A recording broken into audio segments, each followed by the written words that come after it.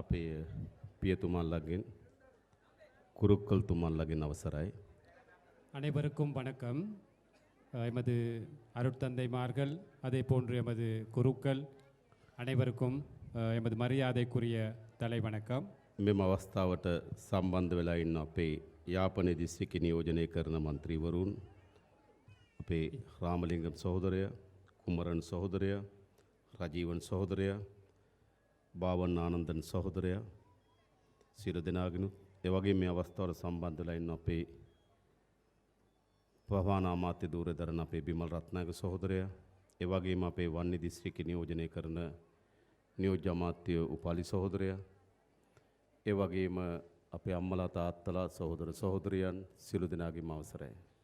இங்கு வருகை தந்திருக்கும் எமது அன்பார்ந்த கடற்தொழில் அமைச்சர் ராமலிங்கம் சந்திரசேகரன், அதே போன்று எமது பெருந்தெருக்கள் போக்குவரத்து அமைச்சர் பிமல் ரட்நாயக தோழர், அதே போன்று இங்கு யாழ் மாவட்டத்தை பிரதிநிதித்துவம் செய்தும் எமது பாராளுமன்ற உறுப்பினர்களான இளங்குமரன், அதே போன்று ரஜீவன், பவானந்தன் போன்ற பாராளுமன்ற உறுப்பினர்கள், அதே போன்று வன்னி மாவட்ட குழு தலைவர் உபாலி சமரசிங்க அவர்கள் பிரதி அமைச்சர், அதே போன்று வன்னி மாவட்ட பாராளுமன்ற உறுப்பினர்கள் உள்ளிட்ட அனைவருக்கும் வணக்கம்.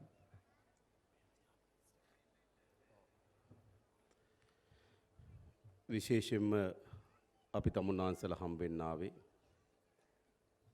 පහුගිය පාර්ලිමේන්තු මැතිවරණයේදී ජාතික ජනබලවේගයට විශාල ජයග්‍රහණයක් ලබා දෙන්න තමුන්නාන්සලා මැදිහත් වුණා. ඒ පිළිබඳ බෙහෙවින්ම ස්තුති කියන්න තමයි ආවේ. நன்றி. நாங்கள் இந்த நேரத்திலே உங்களை சந்திக்க வந்தது, கடந்த கால தேர்தல்களிலே நீங்கள் எங்களுக்கு மிகப்பெரிய வெற்றிகளை பெற்று தந்திருக்கின்றீர்கள். அந்த வெற்றிகள் தொடர்பாக உங்களுக்கு நன்றி, தலைவணக்கம் என்று கூறிக்கொள்வதற்காகவே விசேடமாக நாங்கள் இந்த நேரத்திலே இங்கு வருகை தந்தோம்.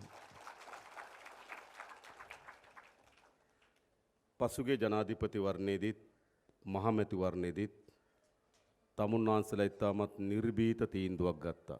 கடந்த ஜனாதிபதி தேர்தலிலும் அதே போன்று பாராளுமன்ற தேர்தலிலும் நீங்கள் மிகவும் ஒரு துணிச்சலான முடிவை எடுத்திருக்கிறீர்கள்.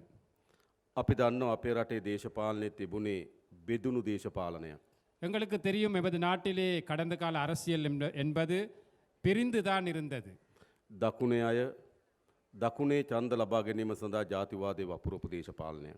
தென்பகுதியிலே மக்களுடைய வாக்குகளை பெற்றுக்கொள்வதற்காக அவர்கள் இனவாதத்தை தூவினார்கள். උතුරේ අයත් ඒ වගේම දේශපාලනයක නිරත වුණා.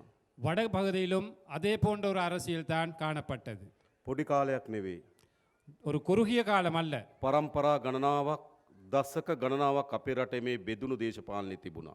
பல பரம்பரைகளாகவும் பல தசாப்த காலமாகவும் இவ்வாறான அரசியல் தான் எமது நாட்டிலே காணப்பட்டது. හැබැයි පහුගිය මහමැතිවරණයේදී ඒ මුළු බෙදුම්වාදී දේශපාලන පරාජයට පත් කරලා ஆனால் கடந்த பாராளுமன்ற தேர்தலிலே அந்த பிரிந்திருந்த பிரிவினைவாத அரசியலை தோற்கடித்து விட்டு රට එකතු කරන්න ජනතාව එකතු වෙන්න ඕන කියලා නිර්භීත තීරණයක් තමුන්නාන්සලා ගත්තා. නැවත වතාවක් ඒ පිළිබඳ ස්තුතියි. நாட்டை ஒன்று சேர்க்க வேண்டும், நாங்கள் ஒன்றிணைய வேண்டும் என்ற அந்த துணிச்சலான முடிவை எடுத்து தொடர்பாக மீண்டும் ஒரு முறை நாங்கள் நன்றி தெரிவிக்கின்றோம். ඒක උතුර දකුණ එකතු කරපු මැතිවරණයක් බවට ඉතිහාසගත වෙනවා. அந்த தேர்தல் வடக்கு தெற்கு ஒன்றிணைக்கப்பட்ட ஒரு தேர்தலாக வரலாற்று பதிவுகளை ஏற்படுத்தும் அந்த தேர்தல். ඒ විතරක් නෙවෙයි මේ මැතිවරණ ඉතාමත් වැදගත් කරුණු ගොඩක් ගැබ්බෙලා තිබෙනවා. அது மட்டுமல்ல, அந்த தேர்தலிலே மிகவும் முக்கியமான பல விடயங்கள் அதில் உள்ளடங்கி இருக்கின்றது. පරම්පරා ගණනාවක් දශක ගණනාවක් අපේ රටේ දේශපාලනය පවුලෙන් පවුලට මාරු වෙච්ච දේශපාලනයක් තිබුණා. பல தசாப்த காலமாக பல பரம்பரைகளாக வாழையடி வாழையாக ஒவ்வொரு குடும்ப ஆட்சிகள் தான் எமது நாட்டிலே காணப்பட்டது.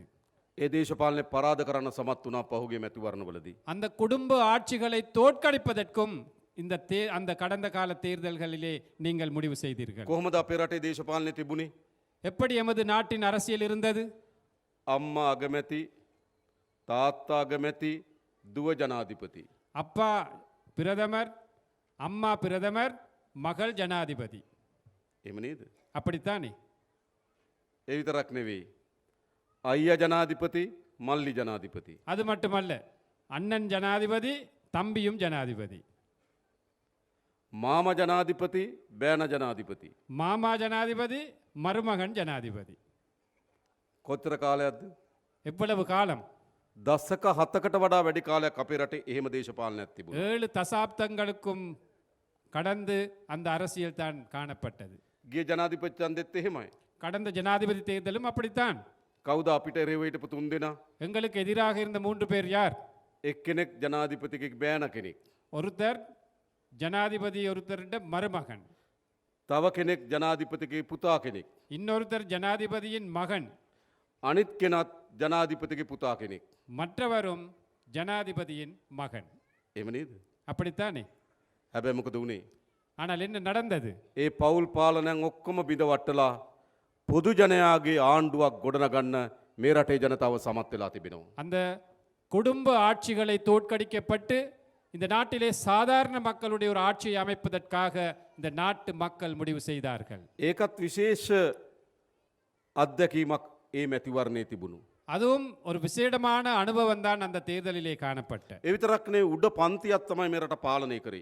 அதே போன்று ஒரு ஒரு வர்க்கம் தான் இது நாள் வரையும் அது நாட்டிலே ஆட்சி அதிகாரத்தில் இருந்தார்கள். ජනතාවට උඩින් තිබුණු දේශපාලනයක් තමයි තිබුණේ. மக்களுக்கு உயர்ந்த மட்டத்திலே, மக்களுக்கு நெருங்க இயலாத அளவிலே தான் அரசியல் අන්න ඒ காணப்பட்டது. දේශපාලනේ මුළුමනින්ම පරාජයට පත් කරලා அந்த அரசியலை முற்றாகவே தோற்கடிக்கப்பட்டு තමුන්නාන්සේලා අපි එකම පන්තියේ මිනිස්සු. நீங்களும் நாங்களும் ஒரே வர்க்கத்தின் மக்கள். අන්න අපි එකතු වෙලා ආණ්ඩුවක් හදලා තියෙනවා. ஆகவே நாங்கள் சேர்ந்துதான் இந்த அரசாங்கத்தை அமைத்திருக்கின்றோம். හොඳද නරකද? நல்லமா கெட்டதா? නල්ලම්.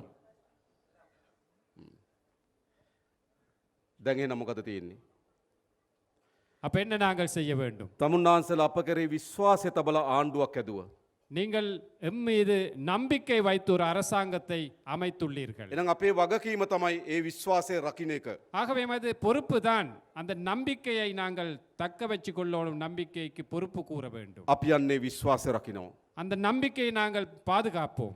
අපි අපේ රටේ දේශපාලනෙත් ආර්ථිකයේත් මේ සමාජයේ විශාල පරිවර්තනයක් වෙනසක් කරන්න අපි බලාපොරොත්තු වෙනවා. நமது நாட்டிலே அரசியலில், பொருளாதாரத்தில், சமூகத்தில் பாரிய ஒரு மாற்றத்தை செய்வதற்காக நாங்கள் முயற்சி எடுக்கின்றோம். අපේ රටේ දේශපාලනේ තියෙන්නේ කොහොමද?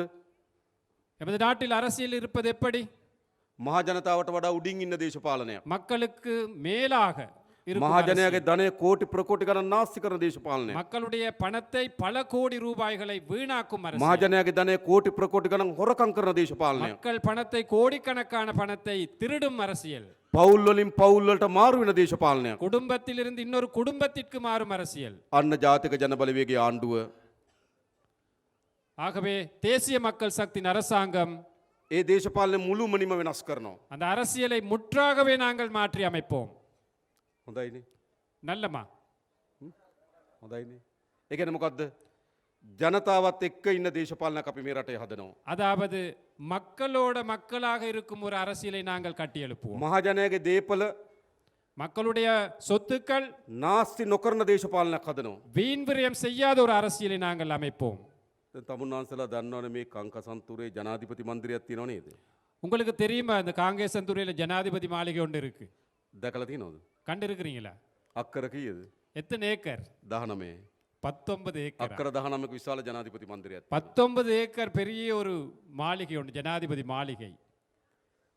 අර කමල හසන් හිටපු චිත්‍රපටියක් දැකලා තියෙනව නේද? 29. 29 ஏக்கராம. කංකසන්තුරේ විතරක් නෙවෙයි තියෙන්නේ. இப்ப ஜனாதிபதி மாளிகைகள் காங்கேசன்துறையில மட்டுமா இருக்கு? නුවරඑළිය තියෙනවා. நுவரெலியாவில் இருக்கு, අනුරාධපුරේ තියෙනවා. அனுராதபுரத்தில் இருக்கு, මයියංගනේ තියෙනවා. மையங்கனையில இருக்கு, කතරගම තියෙනවා. கதிர்காமத்தில் இருக்கு, කොළඹ තියෙනවා. கொழும்புல இருக்கு, නුවර තියෙනවා. கண்டியில இருக்கு. ජනාධිපතිට ඉන්න ගෙවල්. ஜனாதிபதிக்கு இருக்கிறதுக்கான மாளிகைகள். අර කමල හසන්ගේ චිත්‍රපටියක් තිබ්බ දන්නවද? இந்த கமலஹாசன் ஒரு படம் ஒன்று இருந்துச்சு தெரியுமா? ஞாபகம் வருதா? මොකද්ද? என்னது முகத்து. படம்? என்னது? දසවදාර. தசாவதாரம் என்று. තිබුණේ. ඉතින් අපේ රටේ හිටපු ජනාධිපතිවරුත් දසවදාර වගේ. ஓ, எமது நாட்டில் இருந்த முன்னாள் ஜனாதிபதிமார்களும் தசாவதாரம் போன்றவர்கள் தான். නැත්තම් මෙහෙම ගෙවල් ගොඩක ඉන්න පුළුවන්ද? இல்லாவிட்டா இப்படி எத்தனை என்ன நிறைய வீடுகள் தேவைப்படுமா? බෑනේ. தேவையில்லை. අපි යන්නද කිව්වා. මේ යාපනයේ තියෙන ජනාධිපති මන්දිරේ තමුන්නාන්සලා යෝජනා කරන්න හොඳ ව්‍යාපෘතියකට අපි ඒක බාර දෙනවා. நாங்கள் இன்று காலையில் இடம்பெற்ற அபிவிருத்தி குழு கூட்டத்திலே தோழர் சொன்னாராம், இந்த யாழ் மாவட்டத்துக்கு பிரயோசனமான வகையிலே அதை பயன்படுத்துவதற்காக ஏதாவது திட்டம் ஒன்று இருந்தால் சமர்ப்பீங்கள் என்று. තමුන්නාන්සලාට ඕන ජනාධිපති මන්දිරයක් ඕනද? உங்களுக்கு தேவையா ஜனாதிபதி மாளிகை உண்டு? ඉල්ලේ. ඉතින් මටත් එපා. தோழருக்கும் வேணாமாம் ஜனாதிபதி. එහෙනම් මොකද කරන්න ඕන? என்ன செய்ய வேணும்? ඒක අපි හොඳ මේ පළාතට සේවයක් වෙන ව්‍යාපෘතියකට ඒක පවරලා දෙනවා. அப்படி என்றால் அந்த மாளிகையை இந்த பகுதிக்கு தேவையான மாதிரி பிரயோசனமிக்க ஒரு திட்டமாக நாங்கள் அமைக்க வேண்டும். කැම්පස් එකකට හොඳයි නම් කැම්පස් එකක් දාමු. ஒரு பல்கலைக்கழகத்துக்கு தேவையாக இருந்தால் පුස්තකාලයකට பல்கலைக்கழகம், හොඳයි නම් පුස්තකාලයක් දාමු. ஒரு நூலக சாலை தேவைண்டா அதில் அதை போடுவோம். මහජනයාගේ ධනය මේ නාස්ති කරන දේශපාලනය නතර කරන්න ඕන. மக்கள் பணத்தை வீண் விரயம் செய்யும் இந்த அரசியலை நாங்கள் மாற்றி அமைக்க අපි ඒක வேண்டும். නතර කරලා තියෙනවා. நாங்கள் அதை மாற்றி இருக்கின்றோம். අන්නේ දේශපාලන වෙනස මේ රටේ ජනතාව අපේක්ෂා කරා. அந்த மாற்றத்தை தான் இந்த நாட்டு மக்கள் எதிர்பார்த்தார்கள். වංචා දූෂණ නාස්ති කරන නාස්තිය නතර කරන දේශපාලන අපේක්ෂා කරා. ஊழல், மோசடி, வீண் விரயம், திருட்டுத்தனத்தை நிறுத்தும் அரசியல் தான் மக்கள் எதிர்பார்த்தார்கள். ඒක අපි කරනවා. அதை நாங்கள் செய்வோம். ඊළඟ වැදගත්ම දේ තමයි அடுத்த முக்கியமான விடயம்தான் අපේ රටේ ආර්ථික විශාල වෙනසක් අවශ්‍යයි. பொருளாதாரத்துறையிலே எமது நாட்டிலே பெரிய ஒரு மாற்றம் ஒன்று தேவைப்படுது. අපේ රටේ ධනය එකතු වෙලා ඉන්න ඉතා කුඩා පිරිසක් අතර. நமது நாட்டிலே வளம், நிதி எல்லாமே ஒரு ஒரு குறுகிய ஒரு குடும்ப அல்லது ஒரு வர்க்கத்தின் கையில் தான் குவிஞ்சிருக்கு. මේ ළඟදි වාර්තාවක් ආවා. இந்த அண்மையிலே ஒரு அறிக்கை வந்தது. ඒ වාර්තාව අනුව அந்த அறிக்கைக்கு இணங்க අපේ රටේ අපනයන කරන අයගේ ආදායමින් 90ක් දෙන්නේ අපනයනකරුවෝ 10%ක්. நமது நாட்டிலே ஏற்றுமதி செய்யும் நபர்கள் மத்தியிலே 90% வருமானம் ஒரு 10% நபர்கள் அந்த குடும்பங்களிலே தான் தங்கி இருக்காம். ඒ කියන්නේ මේ ආර්ථිකේ කුඩා කට්ටියක් අත එක ගොනු වෙලා තියෙනවා, සංකේන්ද්‍රණ වෙලා තියෙනවා. அதாவது இந்த நாட்டின் பொருளாதாரம் ஒரு குறுகிய வட்டத்துக்குள்ள ஒரு கொஞ்சம் பேருடைய கையில இருக்கு. ගම්වල ජනතාව දුප්පත්භාවයෙන් පෙළෙනවා. கிராம மட்டத்தில் எடுத்த மக்கள் கஷ்டத்தில் வாழ்கிறார்கள். බෙහෙත් ටිකක් ගන්න විදියක් නැහැ. மருந்தெடுக்க வசதி இல்ல. ගෙයක් හදා ගන්න විදියක් ஒரு නැහැ. வீட்டை கட்ட முடியாது. දරුවන්ට උගන්වන්න විදියක් නැහැ. பிள்ளைகளை படிக்க வைக்க පිරිසිදු ආහාර වේලක් නැහැ. ஒரு சுத்தமான சோறு அல்லது அந்த சாப்பாடு வசதி இல்ல. ජනතාව විශාල ලෙස දුප්පත්භාවයට පත් වෙලා තිබෙනවා. மக்கள் பாரிய அளவிலே கஷ்டங்களுக்கு முகம் கொடுத்து வருகிறார்கள். ධනෙ ඉතා කුඩා පිරිසක් මත සංකේන්ද්‍රණ වෙලා තියෙනවා. ஆனால் நிதி ஒரு கொஞ்சம் பேருடைய கையில தங்கி இருக்கு. අපේ අපේක්ෂාව මොකද්ද? எமது எதிர்பார்ப்பு என்ன? මෙන්න මේ ආර්ථිකය ගමට ගෙන එන්න ඕන අපේ අපේක්ෂාව. ஆகவே இந்த பொருளாதாரத்தை கிராம மட்டத்திற்கே கொண்டு வரணும். ප්‍රධාන අරමුණක අපි ඉන්නවා. பிரதானமான ஒரு குறிக்கோள்ல நாங்க இருக்கின்றோம். මේ රටේ දුප්පත්භාව ඉවත් කරන්න ඕන. இந்த நாட்டிலே வறுமையை நாங்கள் ஒழித்து கட்டணும். අවශ්‍යයි නේද? தேவையா? දුප්පත්භාවය තුරන් කරන්න. வறுமை இல்லாம ஆக்கலோணுமா வேணாமா? ඒක අපේ ප්‍රධාන සැලසුමක්. ஆகவே அது எமது பிரதானமான ஒரு திட்டம். දුප්පත්භාවය තුරන් කරනකොට ප්‍රධාන දේ දරුවන්ට අධ්‍යාපනය. இந்த வறுமையை ஒழித்து கட்டும் போது அதன் பிரதானமான ஒரு விடயம்தான் இந்த பிள்ளைகளுடைய கல்வியை மேம்படுத்தணும். දරුවෝ හොඳට ඉගෙන ගත්තොත්, கல்வியை பிள்ளை நல்லா கல்வி கற்றுக்கொண்டால், හොඳ ආදායමත් සහිත රස්සාවක් කරොත්, நல்ல வருமானமுடைய ஒரு தொழிலை செய்தால், දැනුමනු ව්‍යාපාරයක් කරොත්, அல்லது அந்த அறிவுக்கேற்ப ஒரு வியாபாரத்தை ඒ செய்தால் පවුලම දුප්පත්භාවයෙන් ගොඩ එනවා. அந்த குடும்பமே வறுமையிலிருந்து மீளலாம். ඒ නිසා අපේ ප්‍රමුඛතම දේ අධ්‍යාපනය ග්‍රාමීය දුප්පත්භාවය තුරන් කරන්න. ஆகவே அது முக்கியமான விடயம் கல்வித்துறையை மேம்படுத்துவது கிராமிய வறுமை ஒழித்து கட்ட இருக்கும் ஒரு வழிகள். විශේෂයෙන්ම අපි விசேடமாக நாங்கள் පාසල් පොත් උපකරණ මිලදී ගන්න බැරි දරුවන්ට රුපියල් 6000ක දීමනාවක් දෙන්න තීරණය කරා. பாடசாலை உபகரணங்கள், கொப்பி புத்தகங்களை வாங்க முடியாத குடும்பங்களுக்கு, அந்த குடும்ப பிள்ளைகளுக்கு 6000 ரூபாய் காசு நாங்கள் ஒதுக்கப்பட்டிருக்கின்றோம். ළමයි 300ක් අඩු සියලු පාසල් වලට ඒ දීමනාව ලැබෙනවා. 300ஐ விட குறைந்த பாடசாலைகள் உள்ள மாணவர்கள் உள்ள பாடசாலைகள் அனைத்து பிள்ளைகளுக்கும் அந்த காசு கிடைக்கும். අස්වැසුම ලබන පවුල් වල හැම දරුවෙකුට මේ දීමනාව දෙනවා. அஸ்வசும உங்களை நலன்புரி அந்த கொடுப்பனவு கிடைக்கும். அனைத்து குடும்பங்களுக்கும் அந்த 6000 ரூபாய் கொடுப்பனவு ඇයි கிடைக்கும். දරුවන්ට උගන්වන්න ඕන? ஏன் நாங்கள் கல்வி கற்க வைக்கணும் பிள்ளைகள்? චීන රජය අපිත් එක්ක එකඟතාවයකට අවිලා තියෙනවා. சீன அரசாங்கம் எங்களோட உடன்பாட்டுக்கு வந்திருக்கிறார்கள். සියලුම නිල ඇඳුම් ලබන අවුරුද්දෙත් අපිට නොමිලේ ලබා දෙන්න. அனைத்து பிள்ளைகளுக்கும் தேவையான சீருடைகள் இலவசமாக அவர்கள் வழங்குவார்கள் என்று அடுத்த வருஷத்தில் දරුවන්ට උගන්වන්න ඕන. பிள்ளைகளை படிக்க வைக்கணும். ළමයි 250ට අඩුව හැම පාසලම දරුවෙකුට සපත්තු මිලදී ගන්න රුපියල් 3000ක දීමනාවක් දෙනවා. 250 பிள்ளைகளுக்கு குறைவாக படிக்கும் அனைத்து பாடசாலை மாணவர்களுக்கும் சப்பாத்துக்களை கொள்வனவு செய்வதற்காக 3000 ரூபாய் காசு ஒதுக்கப்பட்டிருக்கு. ඒ වගේම අපි මේ අවුරුද්දේ அதே போன்று நாங்கள் இந்த வருடம் කවර හෝ පාසල ගුරු පුරප්පාඩු තියෙනවා නම් எந்த ஒரு பாடசாலையிலும் ஆசிரியர் பற்றாக்குறை இருக்குமானால் ඒ පුරප්පාඩු ඔක්කොම පුරවන්න අපි තීරණයක් අරන් තියෙනවා. அந்த அனைத்து குறைபாடுகளை நிவர்த்தி செய்ய நாங்கள் திட்டமிட்டு இருக்கின்றோம். පාසල්වල අඩුපාඩුකම් තියෙනවා නම් பாடசாலைகளிலே குறைபாடு இருக்கின்றதால் අපි උපරිම උත්සාහ කරනම් පාසල් ටික හදලා දෙන්න. நாங்கள் உயர்ந்தபட்ச முயற்சி எடுப்போம் அந்த குறைபாடுகளை செய்து கொடுப்பதற்காக. යාපනයේ පුස්තකාලේ யாழ் நூலக சாலை තවත් දියුණු කරන්න අපි මේ අයවැයෙන් සල්ලි වෙන් කරන්න බලාපොරොත්තු වෙනවා. இன்னும் வளர்ப்பதற்கு அபிவிருத்தி செய்வதற்கு நாங்கள் இந்த பட்ஜெட்டில் காசு ஒதுக்குகிறோம். මේ ගම්වල දුප්පත්භාවය නැති කරන්න නම් இந்த கிராமத்திலே வறுமையை ஒழித்து கட்ட வேண்டுமானால் දරුවෝ ඉගෙන ගන්න ඕන. பிள்ளைகள் படிக்க வேண்டும். ආණ්ඩුවේ අපි அரசாங்கத்தில் நாங்கள் දරුවන්ට උගන්වන්න උපරිම සහාය දෙන්නම්. பிள்ளைகளை படிப்பிப்பதற்கு நாங்கள் உயர்ந்தபட்ச உதவியை வழங்குகிறோம். ලෑස්තිද? தயாரா දරුවන්ට උගන්වන්න. பிள்ளைகளை படிப்ப வைப்பதற்கு? ඒක තමයි දුප්පත්භාවයෙන් ගොඩ එන්න තියෙන අපිට එකපාරක්.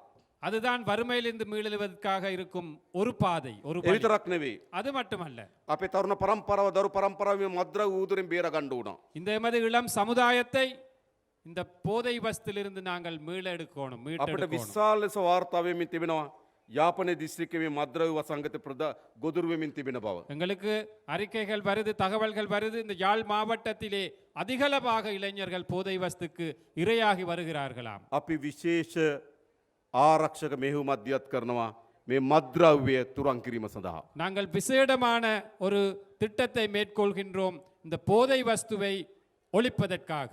හැබැයි ජනතාවගේ සහාය අවශ්‍යයි. மக்களுடைய ஒத்துழைப்பும் அதுக்கு எங்களுக்கு தேவைப்படுது. හැම ගෙදරටම පොලිසියෙන් දාන්න, எல்லா வீடுகளுக்கும் போலீஸ்ல හැම அனுப்புவதற்கு, පාරකටම පොලිසියෙන් දාන්න බෑ. எல்லா வீதிகளுக்கும் போலீசார விட இயலாது. ජනතාව සහාය දෙන්න ඕන මේ මද්ද්‍රව්‍ය උදුරේ රට බේර ගන්න. மக்களும் ஒத்துழைப்பு வழங்க வேண்டும், ஆதரவு வழங்க வேண்டும் இந்த போதை வஸ்து இல்லாமலாக்குவதற்கு. සහාය දෙන්න ලෑස්තිද? ஒத்துழைப்பு வழங்க தயாரா? වැඩේ කරන්න ඕන අපි. ரைட், நாங்கள் அப்ப அந்த பணியை ඒ மேற்கொள்கின்றோம். විතරක් නෙවෙයි. அது மட்டுமல்ல, අපේ දරුවන්ට හොඳ රස්සා ටිකක් අපි ඇති කරන්න ඕන. எமது இளம் சமுதாயத்துக்கு சிறப்பான தொழில் வாய்ப்புகளை பெற்றுக் கொடுக்கிறோம். රජයේ රැකියාව වගේම அரச துறையிலே தொழில் வாய்ப்புகளையும் පෞද්ගලිකංශ රැකියාව උත්පාදනය කරන්නත් බලාපොරොත්තු වෙනවා. தனியார் துறையிலே தொழில் வாய்ப்புகளை ஏற்படுத்தவும் நாங்கள் எதிர்பார்க்கின்றோம். අපි සැලසුම් කරලා තියෙනවා நாங்கள் திட்டமிட்டு இருக்கிறோம்.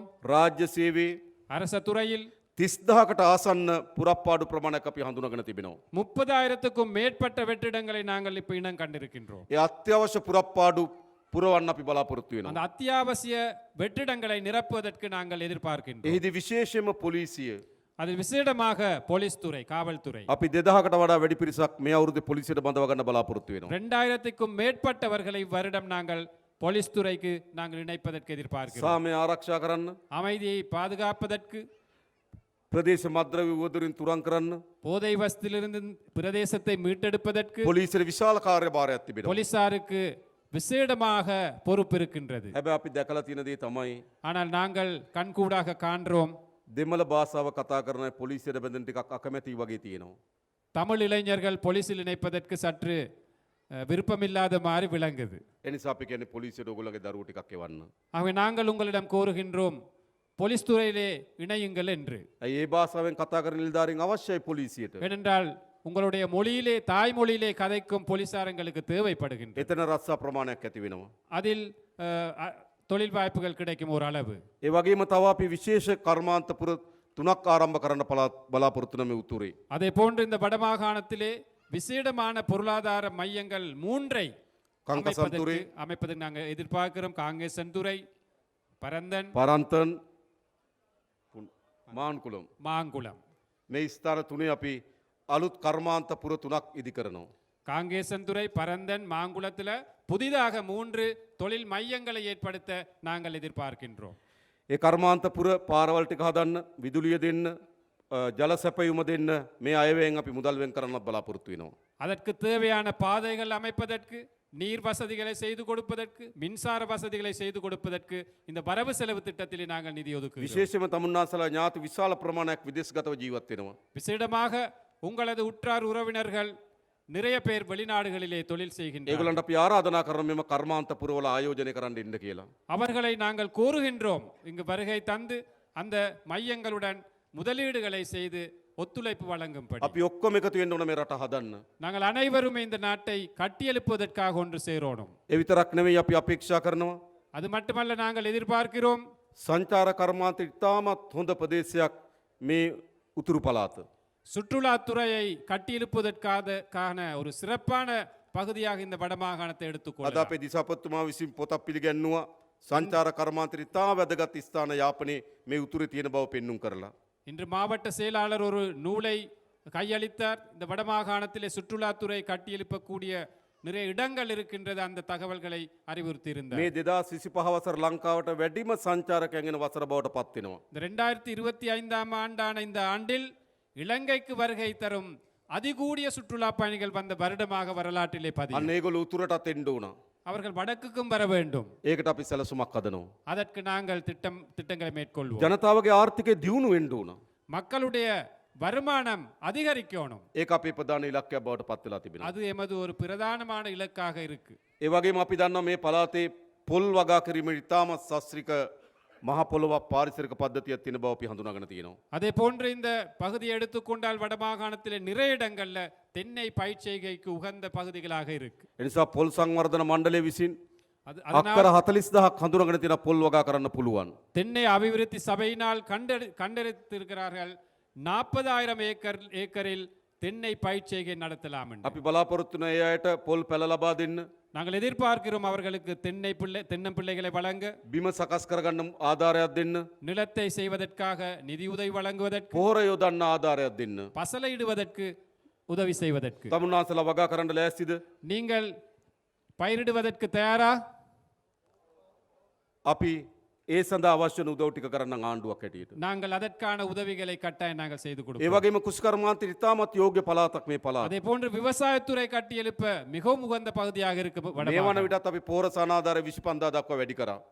இதுவரை ஏற்கனவே நாங்கள் பசலை மானியத்தை 25,000 ரூபாய் வரை තවත් அதிகரித்திருக்கிறோம். කුෂ්කර්මාන්තේ විශාල සැලසුම් ප්‍රමාණයක් අපි හදලා තියෙනවා. இன்னும் பல திட்டங்கள் இருக்கு இந்த விவசாயத்துறை கட்டியெழுப்புவதற்காக. ජනතාවගේ ආර්ථික ජීවිතය දියුණු කරන්න ඕන. மக்களுடைய பொருளாதார அந்த தரத்தை உயர்த்த வேண்டும். ඒකට සැලසුම් විශාල ප්‍රමාණයක් අපි සකස් කරලා තිබෙනවා. அதற்காக பல்வேறு திட்டங்களை நாங்கள் வடிவமைத்திருக்கிறோம். ඒ විතරක් නෙවෙයි. அது மட்டுமல்ல, එතකම් බලා ගන්න අපි ආධාර දෙන්න. அதுவரையும் இருக்கும் வரையும் நாங்கள் நலன்புரிகள் அல்லது உதவிகளை செய்ய வேண்டும். අස්වසුම දීමනාව අපි වැඩි කරලා තියෙනවා. அஸ்வசும கொடுப்பனவின் அளவை கூட்டி இருக்கிறோம். අපි අපේක්ෂා කරනවා එළබෙන අයවැය ලේඛනේ நாங்கள் எதிர்பார்க்கிறோம் எதிர்வரும் வரவு செலவு திட்டத்தில் ආබාධිත අයට, ஊனமுற்றோருக்கு, වකුගඩු රෝගයට ගොදුරු වුණු අයට, சிறுநீரக அந்த நோய்க்கு உட்பட்டவங்களுக்கு, වැඩිහිටිය අයට பெரியோர்களுக்கு ලබා දෙන දීමනාවන් අපි වැඩි කරන්න බලාපොරොත්තු වෙනවා. பெற்றுக் கொடுக்கும் கொடுப்பனவுகளை நாங்கள் கூட்டுவதற்கு எதிர்பார்க்கிறோம். ආර්ථිකය හදනකන් ජනතාව බලා ගන්න ඕන. பொருளாதாரம் வளரும் வரையும் அவர்களை நாங்கள் பராமரிக்க வேண்டும். අන්න එහෙම ආණ්ඩුවක් අපි හදලා තියෙන්නේ. அவ்வாறான ஒரு அரசாங்கத்தை தான் நாங்கள் ඒ නිසා அமைத்திருக்கிறோம். එකක් අපි ஆகவே මේ දේශපාලනය වෙනස් කරලා තියෙනවා. ஒரு பக்கத்திலே நாங்கள் இந்த அரசியல் கலாச்சாரத்தை மாத்திருக்கிறோம். අපි අලුත් ආර්ථික ගමනකට ප්‍රවිෂ්ඨ වෙලා තියෙනවා. புதிய ஒரு பொருளாதார பயணத்திற்கு நாங்கள் ஆரம்பித்திருக்கின்றோம். ඉතින් අපි තමුන්නාන්සලට ආරාධනා කරන්නේ. ஆகவே நாங்கள் உங்களை அழைக்கின்றோம். අපි ඔක්කොම එකතු වෙලා මේ රට හදන්න එන්න කියන ආරාධනය අපි කරනවා. நாங்கள் அனைவருமே ஒன்றிணைந்து இந்த நாட்டை கட்டியெழுப்புவோம் என்ற அந்த கோரிக்கை விடுக்கிறோம். ඒ වගේම අපි හඳුනාගෙන තියෙනවා அதே போன்று நாங்கள் கண்டறிந்திருக்கிறோம் සුවිශේෂ ප්‍රශ්න ගණනාවක් මේ උතුරට තියෙන බව. விசேடமான பிரச்சனைகளும் இந்த வடக்கிலே இருக்கு. තමන්ගේ ඉඩම් අහිමි වෙලා තිබෙනවා. தமது காணிகள் இல்லாம போன பிரச்சனை, ඥාතීන් දරුවෝ අහිමි වෙලා තිබෙනවා. தமது உறவினர் உற்றார்கள் காணாமல் போய் உயிர் நீத்த பிரச்சனைகள், එනිසා ඒකට සාධාරණ විසඳුමක් අවශ්‍යයි. அவற்றுக்கும் ஒரு நியாயமான தீர்வை வழங்க வேண்டும். අපි ප්‍රතිපත්තියක් ලෙස පිළිගන්නවා நாங்கள் ஒரு கொள்கை அடிப்படையில் ஏற்றுக்கொள்கிறோம். ජනතාවගේ ඉඩම් අයිති ජනතාවට. மக்களுடைய காணி மக்களுக்கு இருக்கணும். இந்த ලබා දිය හැකි හැම බිම් මංගලක්ම ජනතාවට ලබා දෙන්න අපි කටයුතු කරනවා. மக்களுக்கு பெற்றுக் கொடுக்கக்கூடிய அனைத்து காணிகளையும் நாங்கள் கட்டாயம் மக்களுக்கு பெற்றுக் கொடுப்போம். ඒ නිසා ඉඩම් ගැටලු වලට විසඳුම් සෙවීමට අපේ ප්‍රමුඛතාවෙන් යුතුව අපි කටයුතු කරන්න. ஆகவே இந்த காணி பிரச்சனை தீர்ப்பதற்காக நாங்கள் முன்னுரிமை வழங்கி செயற்படுவோம். ඒ වගේම අපි දන්න විශාල දීවර ප්‍රශ්නයක් මතුවලා තියෙන බව. அதே போன்று உங்களுக்கு தெரியும், மீனவர்களுக்கு பெரிய ஒரு பிரச்சனை இருக்கு. අපේ ජනතාවගේ මුහුද, எமது நாட்டு மக்களுடைய மீனவர்களுடைய අපේ கடல், ජනතාවගේ මාළු සම්පත, எமது மக்களுடைய மீன் வளம், හැබැයි විශාල අනතුරකට මුහුණ දීලා තියෙනවා. ஆனால் இன்று பெரிய ஒரு அச்சுறுத்தத்தில் இருக்கின்றது. ඒ පිළිබඳවත් අපි ක්‍රමිකව විසඳුම් හොයන්න බලාපොරොත්තු වෙනවා. அந்த பிரச்சனை தொடர்பாகவும் படிப்படியான தீர்வுகளை பெற்றுத்தர நாங்கள் முயற்சி எடுப்போம். මොකද මුහුදේ මාළු සම්පත් නෙලීමේ අයිතිය උතුරේ ජනතාවට යලිත් අහුරු කළ යුතුයි. ஏனென்றால் அந்த வடபரப்பு அந்த கடற்பரப்பிலே மீன் பிடிக்கும் உரிமையை எமது கடற்தொழிலாளர்களுக்கு நாங்கள் செய்து கொடுக்கணும், මේ பாதுகாப்பை ටික අපි கொடுக்கணும். ඉතා හොඳින් ක්‍රමවත් කරොත් තමුන්නාන්සේලාගේ ජීවිතේ මේට වඩා හොඳ ජීවිතයක් බවට පත් කළ හැකියි. இந்த திட்டங்களை சரிவர நாங்கள் திட்டமிட்டு செயற்பட்டால் உங்களது வாழ்க்கை ஒரு உயர்வான நிலைக்கு வரும். ඒ වගේම ගම් ඇතුලේ තියෙන පොඩි පාරවල් හදන්න, அதே போன்று கிராம மட்டத்தில் இருக்கும் கிராமிய வீதிகளை அமைப்பதற்கு අයවැය ලේඛනකින් වෙන් කරලාද වැඩිම මුදල මේ සැරේ අපි වෙන් කරන උතුරට. ஒரு வரவு செலவு திட்டத்தில் ஒதுக்கிய அதிகூடிய நிதியை இந்த வரவு செலவு திட்டத்திலே உங்களது கிராம வீதிகளை அமைப்பதற்காக இந்த வரவு செலவு திட்டத்திலே நாங்கள் ஒதுக்கி ඒ இருக்கிறோம். වගේම පානීය ජල ව්‍යාපෘති දැනට ක්‍රියාත්මක නෙවෙයි, ඒවා කඩිනම් කරන්නත් අලුත් ව්‍යාපෘති හඳුනා ගන්නත් අපි කටයුතු කරන්න ලෑස්ති වෙලා තිබෙනවා. அதே போன்று இந்த சுத்தமான குடிநீர் பெற்றுக் கொடுப்பதற்காக இப்ப இருக்கும் திட்டங்களும் புதிய திட்டங்களை நாங்கள் முன்னெடுப்பதற்கு எதிர்பார்க்கிறோம். ජනතාවගේ යටිතල පහසුකම් සංවර්ධනය විය යුතුයි. மக்களுடைய அடிப்படை வசதிகள் வளர வேண்டும். ඒවට තමයි ආණ්ඩුව හදන්නේ. அதற்காகத்தான் அரசாங்கங்களை அமைக்கிறோம். අන්න ඒ වැඩේ කරන්න අපි ලෑස්ති වෙලා ඉන්නවා. அந்த பணியை செய்வதற்கு நாங்கள் தயாராக இருக்கிறோம். ඊළඟ ප්‍රධාන එක அடுத்த முக்கியமான விஷயம், මේ සමාජය අලුත් වෙනසක් අවශ්‍යයි. இந்த சமூகத்துக்கு புதிய ஒரு மாற்றம் ஒன்று தேவை. අපේ රටේ මුළු දේශපාලනයම ගැබ් වෙලා තිබුණ ජාතිවාදය මත நமது நாட்டிலே முழு அரசியலே இனவாதத்தில் சிக்கி இருந்தது. බලය ලබා ගන්න ජාතිවාදය වපුරනවා. அதிகாரத்தை பெற்றுக்கொள்வதற்காக இனவாதத்தை தூவினார்கள். බලය ආරක්ෂා කරගන්න ජාතිවාදය වපුරනවා. அதிகாரத்தை தக்க வச்சுக் கொள்வதற்கும் இனவாதத்தை අපි தூவினார்கள். තමුන්නාන්සලට එක සහතිකයක් දෙන්නම්. நாங்கள் உங்களுக்கு ஒரு உறுதியை வழங்குகிறோம். කුමන වර්ගයේ හෝ ජාතිවාදයකට எந்த ஒரு இனவாதத்திற்கும் ආය ලංකාවේ ඉඩක් දෙන්නේ නැහැ. இலங்கையில் ஒருபோதும் இடமில்லை. ජාතිවාදය පරාජයට පත් කළ යුතුයි. இனவாதத்தை தோற்கடிக்க வேண்டும். ජනතාවට ජාතිවාදය ඕනද? மக்களுக்கு இனவாதம் வேண்டுமா? ජනතාවට ඕනද? மக்களுக்கு வேண்டுமா இனவாதம்? ජාතිවාදය, வேண்டாம். ආගම්වාදය மதவாதம் வேண்டாம், අවශ්‍ය නැහැනේ. தேவையில்லை. නේද? හැබැයි ජනතාවට ජාතිවාදය ඕනේ එපා වුණාට දේශපාලකයට ජාතිවාදය ඕන වෙලා තියෙනවා. மக்களுக்கு இனவாதம் தேவையில்லாவிட்டாலும் அரசியல் தலைவர்களுக்கு தேவையாக இருக்கு. මොකද දේශපාලකයාගේ පැවැත්ම තියෙන ජාතිවාදය මත. அதாவது அரசியல்வாதியின் இருப்பு தங்கி இருக்கிறது இனவாதத்தில் ඒ தான். නිසා අපි ආණ්ඩුවක් හැටියට ஆக ஒரு அரசாங்கம் என்ற அடிப்படையிலே තාමත් දැඩි තීන්දුවක ඉන්නවා. மிக முக்கியமான கடினமான முடிவுகளை நாங்கள் எடுக்கிறோம். කුමන තැනකින් எந்த இடத்தில் කවර වර්ගයේ எந்த ஒரு வகையான ජාතිවාදයක් මතු වුණත් இனவாதம் மேலெழுமாக இருந்தால் ඒ ජාතිවාදය පරාද කරන්න ආණ්ඩුවක් හැටියට කටයුතු කරනවා. அந்த இனவாதத்தை தோற்கடிப்பதற்கு அரசாங்கம் முயற்சி எடுக்கும், அது நடவடிக்கை எடுக்கும் முழு மூச்சா. අපේ රට ජාතිවාදයත් එක්ක ඉස්සරහට යන්න බෑ. நமது நாட்டிலே இனவாதத்தோடு முன்னுக்கு போக இயலாது. අපේ රට ආගම්වාදයත් එක්ක ඉස්සරහට යන්න බෑ. நமது நாட்டுக்கு மதவாதத்தின் ஊடாக முன்னுக்கு போக இயலாது. අපේ රට ඉස්සරහට යන්න පුළුවන්කම ජාතික සමගිය හැදුවොත් විතරයි. நமது நாட்டிற்கு முன்னோக்கி போக முடிவது தேசிய ஒற்றுமை வளர்க்கப்பட்டால் මේ மட்டுமே. ජාතිවාදයේ ගැටුම් නිසා இந்த இனவாத மோதல்கள் காரணமாக අපේ පැරණි පරම්පරාව දුක් විඳා.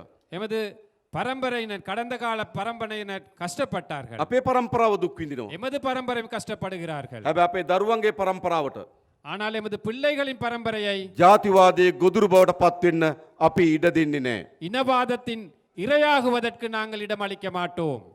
ඕන නැද්ද අපිට එහෙම? அப்படி ஒரு நிலை தேவையா இல்லையா? අපි ඔක්කොම එකතු වෙන්න ඕන. நாங்கள் அனைவருமே ஒன்று சேரணும். මේ රට දියුණු කරන්න නම්, இந்த நாட்டை கட்டியெழுப்ப வேண்டுமானால், මේ රට හදන්න නම්, இந்த நாட்டை அபிவிருத்தி செய்ய අපේ வேண்டுமானால், දරුවන්ට හොඳ අනාගතයක් හදන්න නම් எமது பிள்ளைகளுக்கு சிறப்பான ஒரு எதிர்காலத்தை அமைய ජාතිවාදයට வேண்டுமானால், ඉඩ දෙන්නේ නැතුව අපි ජාතික සමගිය හදන්න ඕන. இனவாதத்திற்கு இடமளியாமல் நாங்கள் தேசிய ஒற்றுமையை கட்டியெழுப்ப ඒ வேண்டும். සඳහා විශාල වෙහෙසක් අපි දරනවා. அதற்காக நாங்கள் முழுமூச்சுடன் செயல்படுவோம். විශේෂයෙන් මම කියන්න කැමති තමුන්නාන්සේලාට விசேடமாக கூற விரும்புகிறேன், ආණ්ඩුවත් එක්ක அரசாங்கத்தோட තමන්ගේ මව් භාෂාවෙන් කටයුතු කරන්න තියෙන අයිතිය තියෙන්න ඕන. தமது தாய்மொழியில் தொடர்பு கொள்ள கூடிய அந்த உரிமை இருக்க வேண்டும். ඒක සාධාරණ අයිතියක්. அது ஒரு நியாயமான உரிமை. හැබැයි සිද්ධ වෙලා තියෙන මොකද්ද? ஆனால் நடந்திருப்பது என்ன?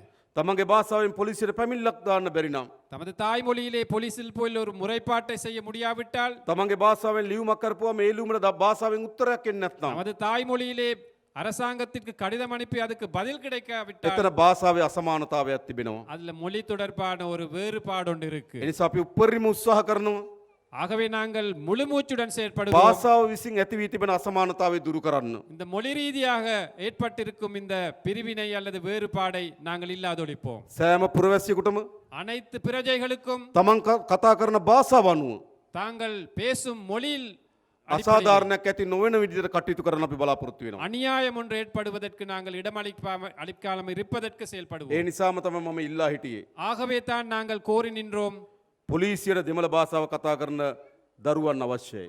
போலீஸ் துறையிலே தமிழ் மொழியிலே செயற்படக்கூடிய சமூகம் தேவை, இளைஞர்கள் தேவை. ඒ වගේම ආගම් පිළිබඳව அதே போன்று இந்த மதங்கள் தொடர்பாகவும் අපි ගැටුමක් හදාගත යුතු නැහැ.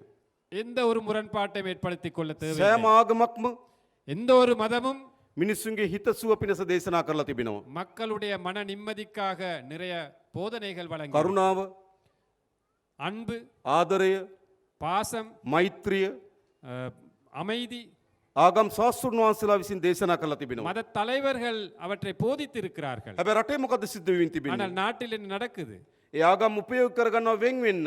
அந்த மதங்களை மக்களை பிரிப்பதற்காக ඒ ආගම් பயன்படுத்துகிறார்கள். උපයෝග කරගෙන එකිනෙක අතර ගැටුම් ඇති කරගන්න. அந்த மதங்களை பயன்படுத்துவது ஒவ்வொருக்கு இடையே නිසා තමන් முரண்பாட்டை අදහන ආගම ஏற்படுத்துவது. අනුව ஆகவே ஒருத்தர் தழுவும் மத ரீதியிலே අසමානතාවයට ලක් නොවිය යුතුයි. வேற்றுமைகள் இருக்கக்கூடாது. ඒ සඳහා අපි කටයුතු කරන්න ලෑස්ති. அதற்காகவும் நாங்கள் ඒ විතරක් නෙවෙයි. செயல்படுவோம். அது மட்டுமல்ல, සංස්කෘතියෙන් අනුව අපි අතර වෙනස්කම් තිබෙනවා. கலாச்சார ரீதியாக எமக்கிடையே வேற்றுமைகள் இருக்கு. සිංහල බෞද්ධ සංස්කෘතියක් තිබෙනවා. சிங்கள பௌத்த கலாச்சாரம் உண்டு, හින්දු ඉස්ලාම් සංස්කෘතියක්, හින්දු දෙමළ සංස්කෘතියක් තිබෙනවා. தமிழ் இந்து கலாச்சாரம் உண்டு, මුස්ලිම් ඉස්ලාම් සංස්කෘතියක් තිබෙනවා. முஸ்லிம் இஸ்லாமிய கலாச்சாரம் உண்டு, කතෝලික ප්‍රජාවගේ තව සංස්කෘතියක් තිබෙනවා. கத்தோலிக்க மக்களிட இன்னும் ஒரு கலாச்சாரம். මොකක්ද ඒකේ නරක? அப்ப இதில் உள்ள கெட்டவைகள் என்ன? අපි සමාජයක් හදන්න ඕනේ නැද්ද?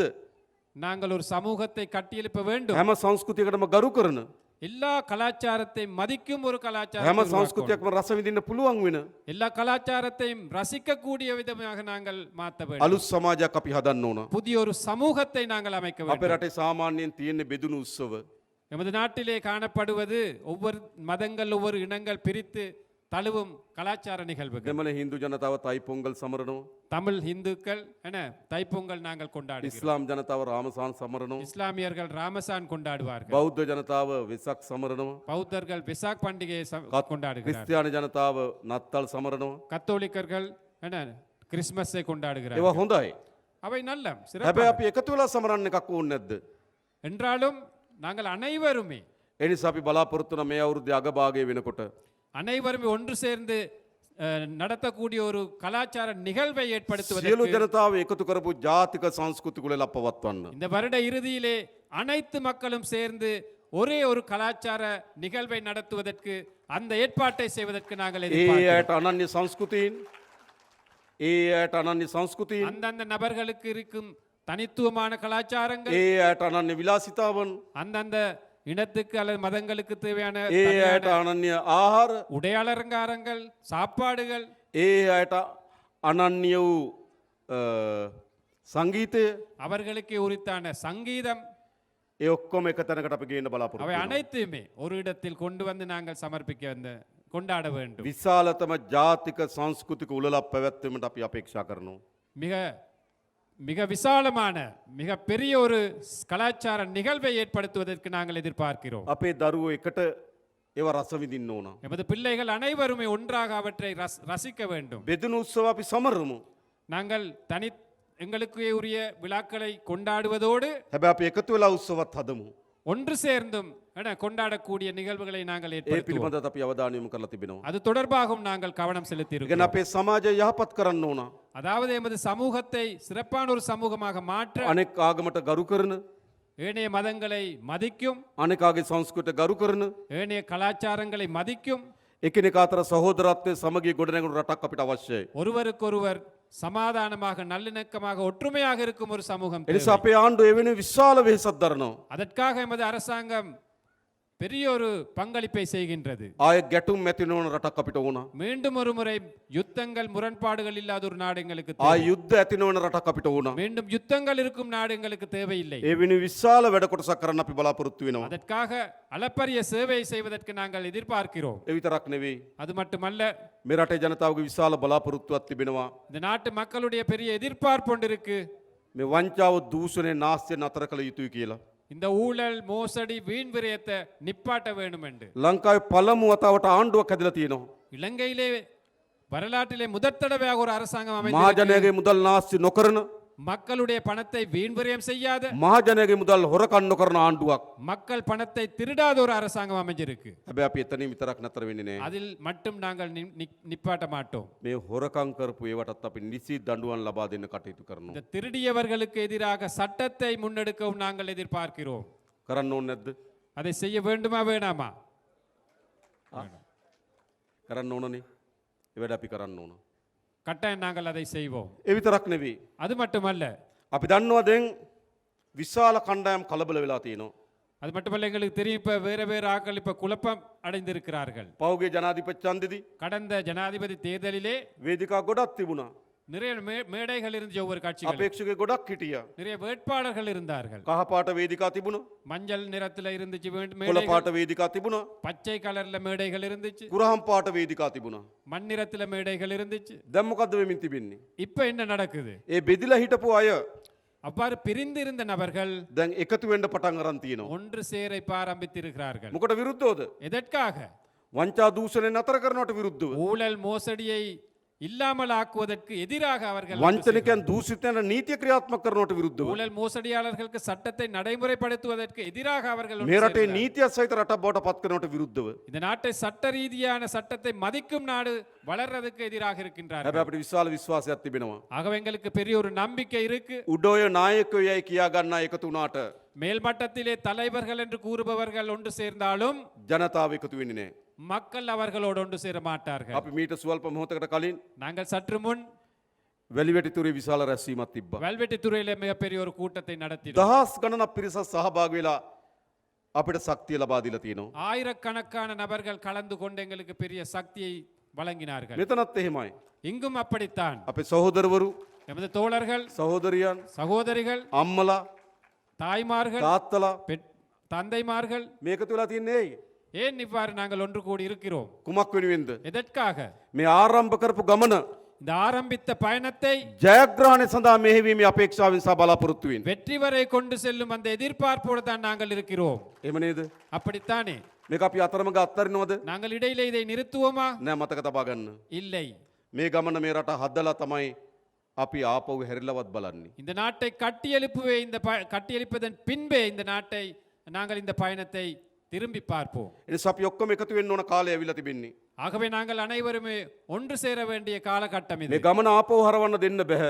இந்த பயணத்தை திருப்புவதற்கு ஒருத்தருக்கும் இடமளிக்க கூடாது. ආපහු හරවන්න දන්න සියලු ප්‍රයත්න අපි පරාද කරනවා. திருப்புவதற்காக எடுக்கும் எல்லா முயற்சிகளை நாங்கள் අපි தோற்கடிப்போம். ඔක්කොම එකතු වෙමු. நாங்கள் அனைவருமே ஒன்று சேருவோம். මේ රට වඩාත් හොඳ රටක් බවට පත් කරමු. இந்த நாட்டை சிறப்பானதொரு நாடாக අපේ அமைப்போம். රටේ ජනතාවගේ ජීවිත මේට වඩා හොඳ ජීවිතයක් බවට පත් කරමු. எமது நாட்டு மக்களுடைய வாழ்க்கை சிறப்பானதாக அமைய நாங்கள் முயற்சி எடுப்போம். ගැටුම්කාරීත්වය නැති රටක් හදමු. முரண்பாடுகள் இல்லாத ஒரு நாட்டை அமைப்போம். උඩ ඉන්න දේශපාලකයන් මහ පොළොවට බස්සමු. மேல் மட்டத்திலே இருக்கும் அரசியல்வாதிகளை நாங்கள் கீழே இறக்குவோம். ජනතාවත් එක්ක එකට ගැටලා වැඩ කරන නායකයෝ හදමු. மக்களுடன் மக்களாக இருக்கும் தலைவர்களை நாங்கள் அமைப்போம். ඒක තමයි අපේ රට දියුණු කරන්න තියෙන මාවත. அதுதான் எமது நாட்டை கட்டியெழுப்ப අන්න ඒ වෙනුවෙන් අපි හැමදෙනාම එකතු වෙමු. ஆகவே அதற்காக நாங்கள் அனைவரும் ඒ ஒன்று වෙනුවෙන් අපි சேருவோம். හැමදෙනාම ඉස්සරහට එන්න කියලා මම ආරාධනා කරනවා. ஆகவே அனைவருமே அந்த பயணத்திற்காக முன்வாருங்கள் என்று විශේෂයෙන්ම அழைத்து, අපි අද යාපනයේ සම්බන්ධීකරණ කමිටුව පැවැත්තුවා. விசேடமாக எமது யாழ் மாவட்ட ஒருங்கிணைப்பு குழுவை கூட்டினோம். තීන්දුව తీරන ගණනාවක් ගත්තා. பல முடிவுகளை அதில் எடுத்தோம். අපි අලුතෙන් නේද මෙහින් පාස්පෝර්ට් නිකුත් කරන්න කාර්යාලයක් ඉතා ඉක්මනින්ම පටන් ගන්න අපි තීරණය කරා. இந்த வட மாகாணத்திலே யாழ்ப்பாணத்திலே உங்களுடைய பாஸ்போர்ட் எடுக்கும் வசதி ஏற்படுத்தும் காரியாலயம் ஒன்று நாங்கள் සතියක් දෙකකින් துரிதமாக நாங்கள் நிலைநாட்டுவோம். සතියක් දෙකකින් කරන්න පුළුවන්. ஒரு 2-3 கிழமைக்குள்ள அதை செய்ய முடியும் என்று எதிர்பார்க்கிறேன். ඒ වගේම දුම්රිය වාර ගාන අපි වැඩි කරා. அதே போன்று இந்த புகையிரத போக்குவரத்தை அதிகரிச்சிருக்கின்றோம். අද රෑ ආරම්භ කරනවා නැවත තැපල් කෝච්චි දුවන්න. இன்று இரவு மீண்டும் தபால் அந்த புகையிரதம் பயணம் ஆரம்பிக்கும். අද රෑ ආරම්භ කරනවා. හොඳයි. இன்று இரவு තව බස් රථ ප්‍රමාණයක් අපි අලුත් වැඩියා කරලා දෙන්න බලාපොරොත්තු වෙනවා. இன்னும் பல பஸ் வண்டிகளை பேருந்துகளை நாங்கள் திருத்தும் வேலைகளை ඒ ஆரம்பிச்சிருக்கின்றோம். වගේම ග්‍රාමීය පාරවල් හදන්න මුදල් වෙන් කරන්න අපි එකතු அதே වුණා. போன்று கிராமிய பாதைகள் புனரமைப்பதற்கு புதிதாக அமைப்பதற்கு நிதி ஒதுக்கி ඉඩම් இருக்கிறோம். ගැටලු ටික විසඳන්න අපි එකඟතාවයකට ආවා. காணி பிரச்சனைகளை தீர்க்க நாங்கள் உடன்பாட்டிற்கு வந்திருக்கிறோம். පානීය ජල ව්‍යාපෘති නතර වෙලා තියෙනවා. ඒවා කඩිනමින් යන්නේ නෑ. ඒවා කඩිනම් කරලා අවසන් කරන්න අපි තීන්දුවකට ආවා. குடிநீர் திட்டங்கள் வேகமாக முன்னெடுத்து செல்லாத குறைபாடுகள் இருக்கு அவற்றை வேகப்படுத்துவதற்காக நாங்கள் ඒ නිසා අපි முடிவெடுத்திருக்கிறோம் තීන්දුව රැසක් අරන් තියෙනවා. ஆகவே பல்வேறு முடிவுகளை நாங்கள் எடுத்தோம் හැබැයි අපි තමුන්වහන්සේලාට කියන්නේ නැහැ. நாங்கள் உங்களுக்கு சொல்ல மாட்டோம் මාස කීපයකින් අවුරුද්දකින් මේ ප්‍රශ්න ඔක්කොම විසඳයි කියලා. ஒரு சில மாதத்தில் அல்லது ஒரு வருடத்தில் இந்த அனைத்து பிரச்சனை தீர்ப்போம் என்று நாங்கள் கூறவில்லை දශක கூறவில்லை. ගණනාවක් ඇති කරපු ප්‍රශ්න. பல தசாப்தங்களாக ஏற்படுத்திய பிரச்சனைகள் තෙල් ගේන්න සල්ලි නැතුව, எரிபொருள் இறக்குமதி செய்ய காசில்லாமல் ஔෂධ ගේන්න සල්ලி නැතුව, மருந்து இறக்குமதி செய்ய காசில்லாமல் ණය ගෙවා ගන්න බැරුව ඩොලර් නැතුව கடன் வழங்குவதற்கு டாலர் இல்லாமல் මීට අවුරුද්ද දෙකකට විතර කලින් කඩාවට්ටපු රටක්. ஒரு 2-3 வருடங்களுக்கு முதல்ல எல்லாமே நெருக்கடியான நிலையில் இருந்த ඒ ஒரு නිසා நாடு. පියවරෙන් පියවර අපි ஆகவே படிப்படியாக මේ நாங்கள் රට ගොඩනගනවා. இந்த நாட்டை கட்டி எழுப்புவோம் අපේ දරුවන්ගේ පරම්පරාවට எமது பிள்ளைகளின் எதிர்கால பரம்பரையினரை ආපහු එවැනි ආර්ථික ව්‍යසනයක් ඇති වෙන්න අපි ඉඩ දෙන්නේ නැහැ. அவ்வாறான பொருளாதார நெருக்கடி ஒன்று ஏற்படுவதற்கு நாங்கள் ஒருபோதும் இடமளிக்க மாட்டோம் අන්න එහෙම රටක් ගොඩනැගීමේ අපේක්ෂාවෙන් අපි වැඩ කරනවා. அவ்வாறான ஒரு அரசாங்கத்தை அமைப்பதற்காக நாங்கள் செயல்படுகிறோம் මා හිතනවා විශේෂයෙන් මා හිතනවා ප්‍රධාන වශයෙන් ගත්තොත් මේ උතුරේ ජනතාව நான் நினைக்கிறேன் பிரதானமாக இந்த வடமாகாண மக்கள் ඉතාම ඓතිහාසික තීන්දුවක් ගත්තා. மிகவும் வரலாற்று முக்கியத்துவம் வாய்ந்த முடிவை எடுத்தீர்கள் තමන්ගේ දන්න නායකයෝ හිටියා. நீங்கள் அறிந்த தலைவர்கள் இருந்தார்கள் තමන්ගේ පැරණි පක්ෂ තිබ්බා. தமது பழைய கட்சிகள் இருந்துச்சு වෙනම රටක් හදලා දෙන්නම් කියලා කෑ ගහපු අය හිටියා. தனியான ஒரு நாட்டை அமைத்து கொடுப்போம் என்று கூறியவர்கள் இருந்தார்கள் තමන්ගේ ඥාතීන් නියෝජනය කරපු පක්ෂ තිබ්බා. உங்களது உற்றார் உறவினர்கள் அந்த கட்சிகள் හැබැයි இருந்தார்கள் ඒ ඔක්කොම අත්තරලා ஆனால் அவை அனைத்தையுமே நிராகரித்து விட்டு ජාතික ජන බලවේගයේ අපේ කෙරේ විශ්වාසය තිබ්බා. தேசிய மக்கள் சக்தி சார்பாக நீங்கள் நம்பினீர்கள் ඒක ඉතාමත් ඓතිහාසික තීන්දුවක්. அது ஒரு வரலாற்று முக்கியத்துவம் வாய்ந்த ஒரு முடிவு අපි හිතනවා මේ තීන්දුව තමයි நாங்கள் நினைக்கிறோம் அந்த முடிவுதான் අපේ රට අලුත් දිශාවකට හරවන තීන්දුව බවට පත් புதிய ஒரு වෙන්නේ. திருப்பு முனைக்கு கொண்டு போகிறது இந்த நாட்டை ඒ නිසා තමුන්වහන්සේලා නිර්භීත තීන්දුවක් ගත්තා. ஆகவே நீங்கள் ஒரு துணிச்சலான முடிவு எடுத்தீர்கள் වෙනස් වෙන්න ඕන කියන තීන්දුව ගත්තා. மாற வேண்டும் என்ற முடிவு எடுத்தீர்கள் රට වෙනස් කළ යුතු කියන තීන්දුව நாட்டை ගත්තා. மாற்ற வேண்டும் என்ற முடிவு எடுத்தீர்கள் ජාතිවාද එපා කියන තීන්දුව ගත්තා. இனவாதம் வேண்டாம் என்ற முடிவு எடுத்தீர்கள் රට බෙදිලි කැඩිලි එපා කියන තීන්දුව நாடு ගත්තා. பிரிய வேண்டாம் என்ற முடிவு எடுத்தீர்கள் මේ රට හදන්න ඕන කියන තීන්දුව ගත්තා. இந்த நாட்டை கட்டி எழுப்ப வேண்டும் என்ற முடிவு දැන් எடுத்தீர்கள் අපිට තියෙන මොකද්ද? இப்போ எம் முன் இருப்பது என்ன අපි ඔක්කොම එකතුලා මේ රට හදමු. நாங்கள் அனைவருமே ஒன்று சேர்ந்து இந்த நாட்டை கட்டி எழுப்புவோம் ඒ සඳහා දේශපාලන අධිකාරිය அதற்கான அரசியல் தலைமைத்துவத்தை ආණ්ඩුවක් ලෙස අපි அரசாங்கம் என்ற அடிப்படையில் நாங்கள் උපරිම මැදිහත්වීම් කරන්න. உயர்ந்த பட்ச பங்களிப்பை வழங்குவோம் අපිට අවශ්‍ය හොඳ රටක් දකින්න. எங்களுக்கு தேவை சிறப்பான ஒரு நாட்டை காண்பதற்கு අපේ දරුවන් වෙනුවෙන් හොඳ රටක් හදන්න. எமது பிள்ளைகளுக்காக சிறப்பான நாட்டை ඒ அமைப்பதற்கு වෙනුවෙන් අපි සියලු දෙනාම එකතු වෙමු. அதற்காக நாங்கள் அனைவரும் ஒன்று சேருவோம் එනම් බොහොම ස්තුතියි හැම දිනාටම. உங்கள் அனைவருக்கும் நன்றி ජය වේවා.